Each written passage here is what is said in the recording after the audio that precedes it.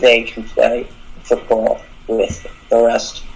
Are there draws and friendlies? It's not a friendly. It's not a friendly. This isn't a friendly. This isn't a friendly though, Jake. It's a Euro qualifying game. Still doesn't matter. Bosnia 2. Well, it does matter. But Bosnia 2, Wales 1. Okay. I'll go this time. Second. Instead of going last. You know what? I have a big lead and a big cushion, so it kind of allows me to go out there a bit. And I think this game depends on whether or not Gareth Bale, puts in 100% effort, which he probably will. I mean, he hasn't played in a major tournament with his team ever. That's the tough thing about playing for Wales. You look at Ryan Giggs, one of the greater players in Manchester United history, never ever played in a big competition. And that's the tough part of being a player for one of the smaller countries. Same with Zlatan Ibrahimovic. This time, though, in Cardiff, Gareth Bale, Aaron Ramsey combine well, 2-1 Wales in a big upset as Edin Dzeko and Bosnia once again feel the taste of losing. Byron, Wales, Bosnia, who you got? Well, I was just reading, and apparently Aaron Ramsey is out for this game with a hamstring injury. Still going Wales. Along with about 10 other players for the squad, Joe Allen being another one. There's a lot of other players, but not as notable. I get the hype about Wales because you have Ashley Williams, you have Gareth Bale, but realistically, even if you're playing at Cardiff, Bosnia is the superior squad. And in a game like this, Bosnia is coming off of being eliminated in the World Cup. As Noah said, controversial fashion. They're going to be looking to win this game. I can't see them losing this one. I could see Gareth Bale maybe scoring a goal, but I'm going to go 2-1 Bosnia. Okay. Oh, one of the reasons I forgot to mention this, Bosnia is coming off a shocking defeat to Cyprus. Oh. To Cyprus. They lost to Cyprus. Cypriots beat them? Cyprus. Even if Wales doesn't win this game, that game will forever go down as probably one of the more embarrassing moments in Bosnia soccer history. To lose to Cyprus is so difficult. You have to try. Does Bosnia have a soccer history? Bosnia and Herzegovina has been a country for how long? 10 years? That's true. But you have to try to lose to Cyprus. Sorry, Cyprus, but it's kind of true. Okay. Cyprus is better than most people think. Really? Because I feel like they're probably at the bottom of FIFA rankings. They're pretty close there. Really, Croatia is at the top of FIFA rankings. Yeah, FIFA rankings are questionable. That is true. We go now to a game between two teams that are a lot better than the last game.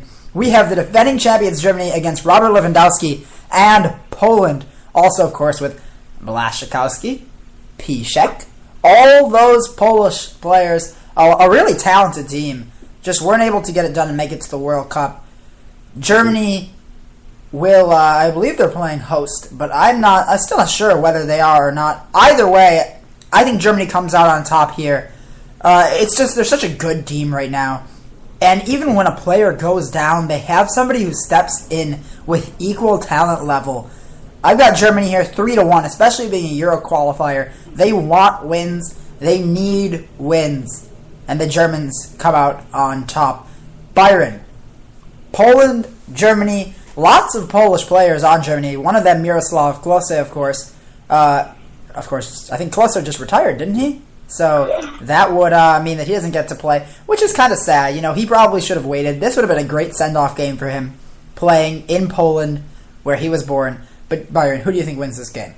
Germany 4-1. Germany's the best soccer country or football country in the entire world, no question about it. You have Lewandowski, you have Piszczek, okay, but Germany, their team just all around, their bench team is probably better than Poland's overall. Poland's defense isn't good enough to stop the incredible German power.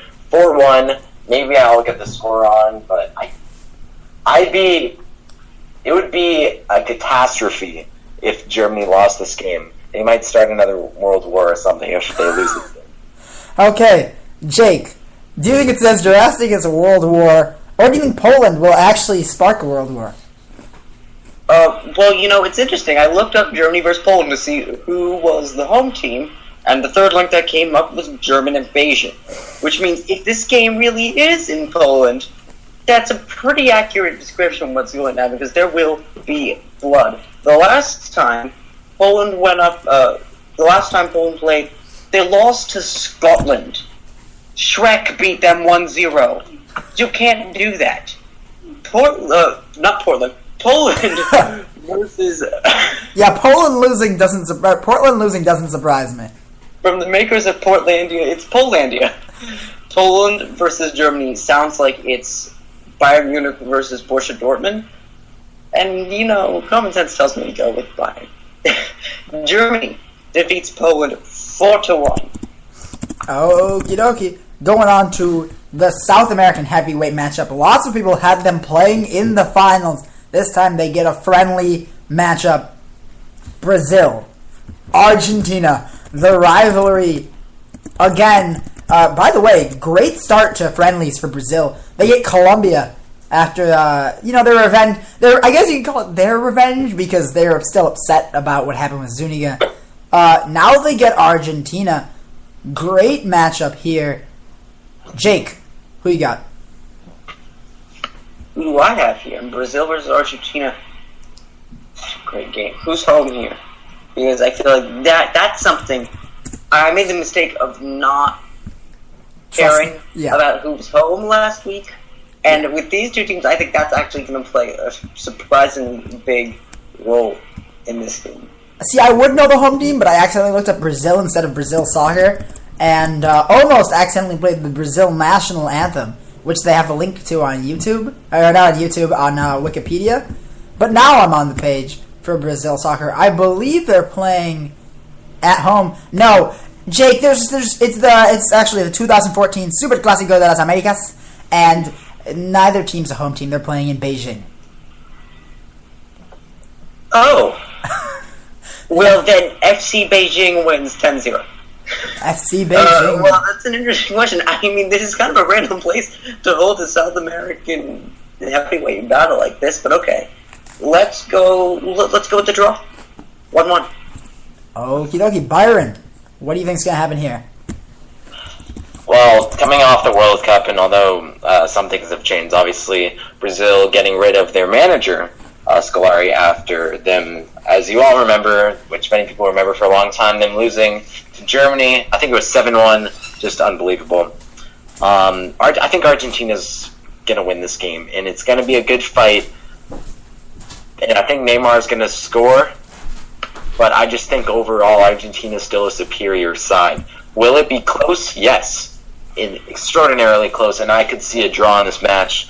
But just because I'm behind and have to do a pick that's a sexy pick, as some people will call, I'm gonna go 2-1. Like every other pick I've made, I've basically gone 2-1. Argentina. Okay.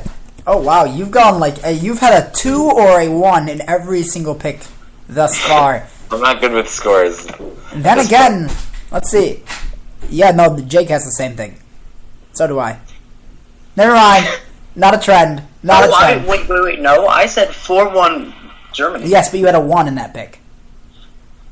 Oh, okay. Well, name me a soccer score that's reasonable that doesn't end in 2-1. You want us to pick someone that wins 3-0? You want a scoreless draw? That's the least sexy pick you can make. Or is it? I don't know. Well, Jake, France, Portugal. Oh, by the way, I'm going 1-1 draw, just so everybody knows. No need to repeat what we've already said. It's in Beijing. Nobody's at home.